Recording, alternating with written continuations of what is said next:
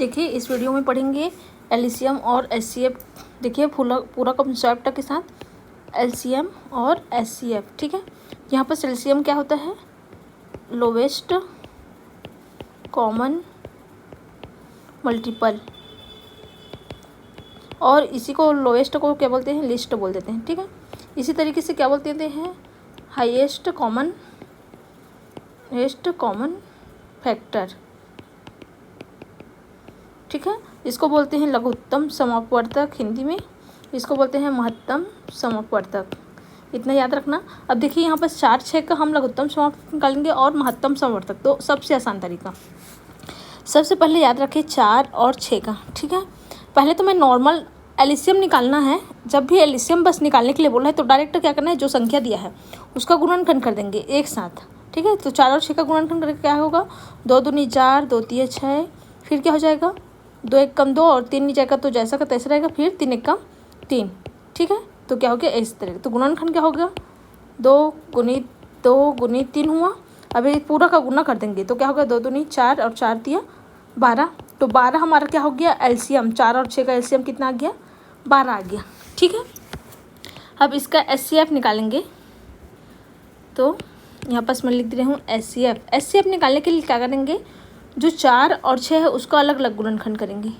याद रखना यही अंतर है। 2 दूनी 4 और 2 एक कम 2 और 2 तिया 6 और 3 एक कम 3 हो जाएगा। मतलब 4 का गुणनखंड क्या हो गया? 2 गुनी 2।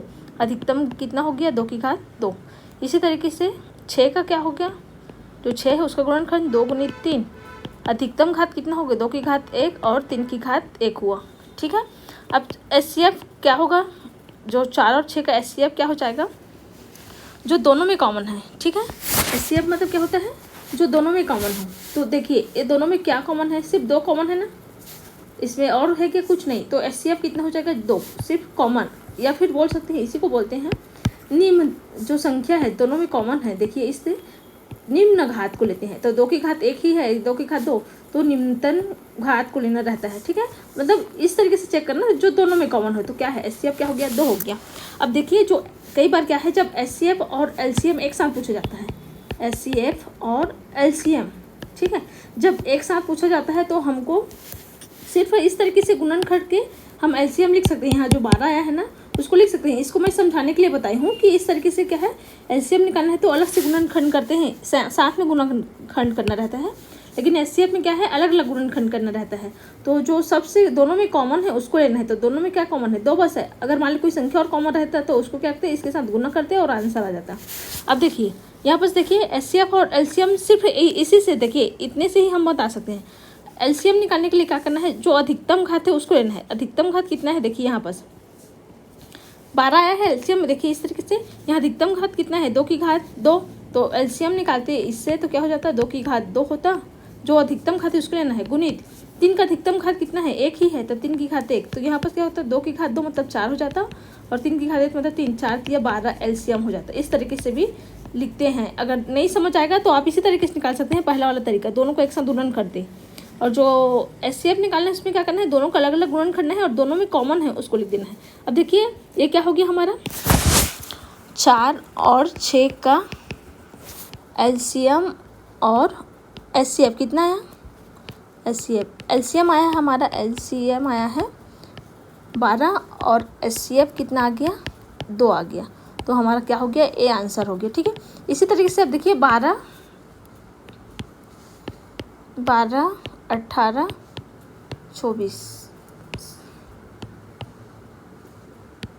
24 का एलसीएम और एचसीएफ निकालेंगे। ठीक है, तो यहाँ पास भी मैं इसका पहले तो एक साथ एलसीएम निकाल दे रही हूँ। देखिए 2 6 के 12, 2 नहीं 18, फिर क्या होगा? 2 एक कम 2 हो जाएगा और 2 दूनी 4, फिर 2 तिया 6, 9 जैसा का तैसा रहेगा। और कितना बार में 12 है?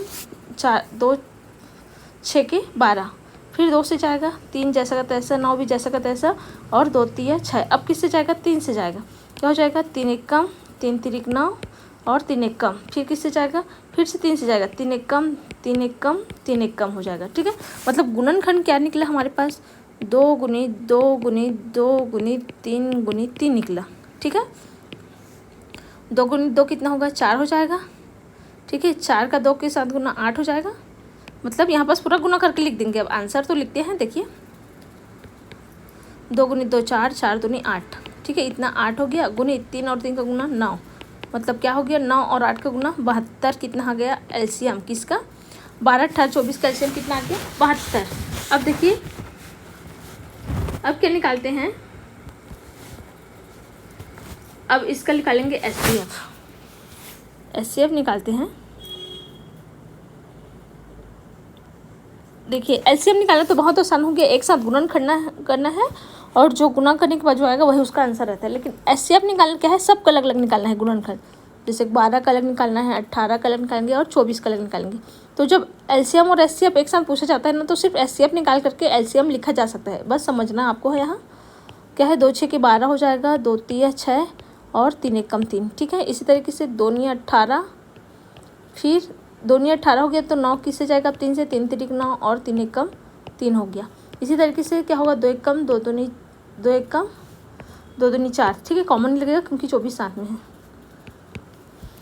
2 1 कम 2 2 4, 2 6 के 12, 2 3 6 और 3 1 कम 3, मतलब क्या हो गया, इसका गुणनखंड लिखेंगे 12 का कितना हो गया गुणनखंड 2 गुनी 2 गुनी 3 हो गया, ठीक है। इसको घात के रूप में लिखेंगे तो 2 की घात 2 गुनी 3 की घात कितना होगा 1 होगा। इस तरीके से 18 का क्या हो जाएगा गुणनखंड 2 गुनी 3, घात के रूप में लिखेंगे तो 2 की घात 1 गुनी 3 की घात कितना होगा 2। इसी तरीके से 24 का गुणनखंड 2 गुनी 2, ठीक है, 2 गुनी 2 तीन बार है और एक बार कितना है 3 है, 3 बराबर 2 की घात 3 गुनी 3 की घात कितना हो गया 1 हुआ, ठीक है। तो अब देखिए एचसीएफ मतलब क्या देखना है, सभी में जो कॉमन है वो एचसीएफ कहलाता है। देखिए अब तीनों में क्या कॉमन है, 1 2 कॉमन है तीनों में और साथ ही 3 भी कॉमन है तीनों में, ठीक है। इस तरीके से तो कितना हो गया 2 गुनी 3, मतलब 6 क्या होगा हमारा, यही बस कॉमन है और कोई कॉमन है क्या नहीं है तीनों में। तो 2 गुनी 3 मतलब 6 हमारा क्या हो जाएगा, इसका एचसीएफ हो जाएगा। या बोल सकते हैं इसी को और दूसरे तरीके से क्या लिखते हैं, सबसे निम्न घात। यहाँ पर तीनों में क्या है, सबसे 2 कॉमन है लेकिन सबसे निम्न घात देखेंगे। देखिए सभी में 2 है और सभी में 3 है, लेकिन सबसे निम्नतम हम क्या है 2 की घात 1 और 3 की घात 1, सबसे निम्न। यहाँ 2 और 3 ही लिए हैं ना, तो निम्न घात को देखना रहता है या फिर तीनों में कॉमन बोल सकते हैं। तो 2 की घात 1 और 3 की घात 1 कितना हो गया 6 हो गया।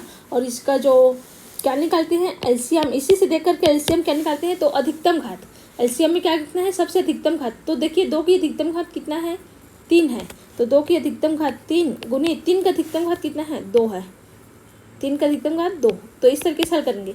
2 की घात 3 मतलब कितना होगा 2 3 4 4 दूनी 8, ठीक है। और 3 की घात अधिकतम 2 मतलब 9 9 8 72, तो अभी निकाले तो भी क्या आ गया 72 आया। लेकिन इस तरीके से भी आप क्या कर सकते हैं निकाल सकते हैं। तो क्या है जब एचसीएफ और एलसीएम साथ में पूछा जाता है तो हमको सिर्फ एचसीएफ का गुणनखंड करना है और एलसीएम निकालने के लिए जो अधिकतम घात रहता है उसको लिख देना है, और एचसीएफ में निम्न घात को या फिर बोल सकते हैं जो दोनों में कॉमन है, ठीक है। तो इस तरीके से आप निकाल सकते हैं। वीडियो अगर अच्छी लगे तो प्लीज़ चैनल को लाइक सब्सक्राइब शेयर करना भूलें। Thank you watching my this video.